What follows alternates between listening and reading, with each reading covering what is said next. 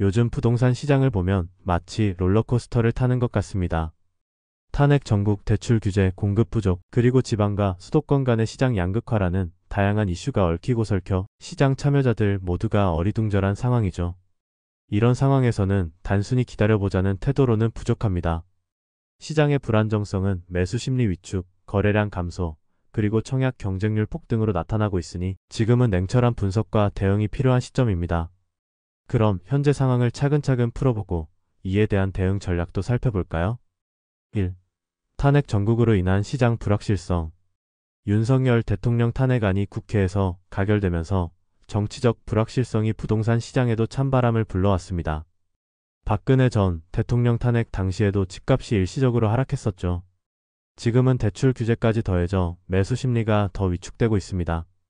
이러다 보니 관망이란 단어가 부동산 시장의 키워드가 되고 있죠. 거래량이 줄어드는 건 당연하고 이러다 또 떨어지겠지? 라는 분위기가 팽배해지고 있습니다. 대출 규제의 영향. 대출 규제는 부동산 시장에서 마치 꽉 조여진 안전벨트 같은 존재입니다. 안전은 보장되지만 숨이 막히죠. 서울 아파트 거래량은 하루 평균 18건 수준으로 한 달에 몇천 건씩 거래되던 과거와 비교하면 차이가 큽니다. 대출 규제가 본격화된 9월 이후 거래량이 급감했고 이는 곧 거래 절벽이라는 무시무시한 별명을 얻게 되었습니다. 매물이 쌓이고 가격은 조금씩 떨어지며 시장은 얼어붙고 있습니다. 3. 공급 부족과 청약 경쟁 과열. 한편 청약 시장은 말 그대로 불타오르고 있습니다. 올해 서울의 1순위 청약 경쟁률은 평균 112.8대 1로 지난해보다 2배나 뛰었습니다. 로또 청약이라는 말이 괜히 나온 게 아니죠. 서초구 방배동의 아크로 리츠카운티는 평균 경쟁률이 무려 483대 1에 달했습니다. 이유는 간단합니다. 분양 가상한제로 시세 대비 저렴한 가격에 나온 덕분에 수많은 이들이 잭팟을 기대하며 몰렸기 때문이죠. 하지만 이게 지속 가능한 상황은 아니란 걸 모두가 알고 있습니다. 공급이 줄어드는 추세라 장기적으로는 큰 문제로 번질 가능성이 큽니다. 4. 지방시장의 악성 미분양 증가. 서울과 수도권이 뜨거운 것과 대조적으로 지방시장은 마치 겨울왕국 같습니다.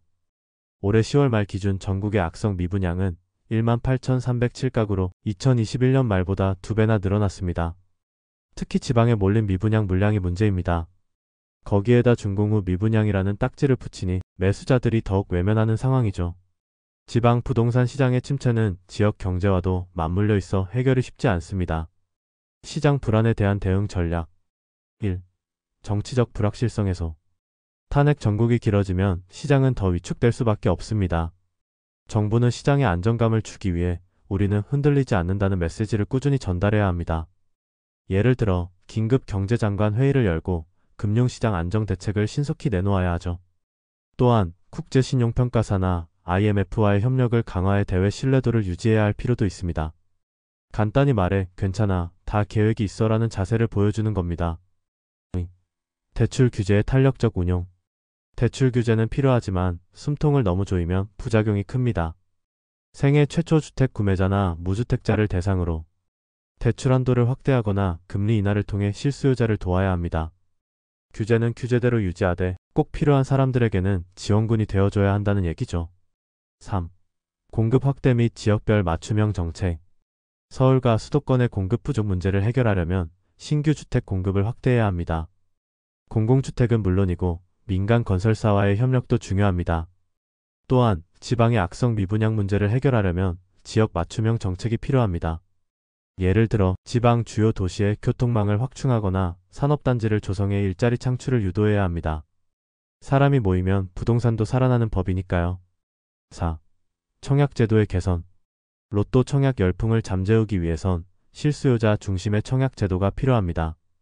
예를 들어 무주택자와 신혼부부에게 우선권을 주고 실거주 의무를 강화하면 어떨까요? 이렇게 하면 투기 수요는 줄이고 정말 필요한 사람들이 혜택을 받을 수 있을 겁니다. 5. 지방시장 활성화 방안.